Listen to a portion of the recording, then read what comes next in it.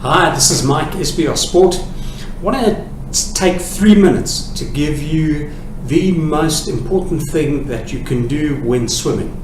Swimming is one of those tricky things. If you don't get the basics right, you're going to struggle. If you fight against the water is always going to beat you. If you learn how to work with the water, you're going to become more efficient. So here would be my number one tip when it comes to swimming. Number one, get your hand into the water. You're wanting your hand to come in at about 30 degrees. So it's almost going to dive into the water. The moment your hand is in the water, you're going to extend your elbow. You're going to bring that elbow out as far as possible.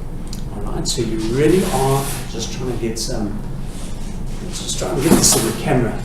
You really are trying to get as deep into the water and as far as possible. You're going to roll your shoulder forward as much as possible, stretch out as much as possible. The moment you've got to that point where you've stretched out as much as possible, this is then the key point.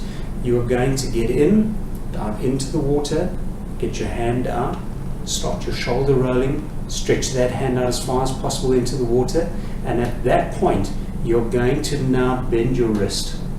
As you bend your wrist, you are almost grabbing the water that's in front of you.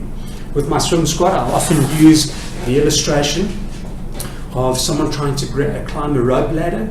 If you're climbing a rope ladder and you're not terribly ambitious, you kind of get your hand up and you grab a rung there.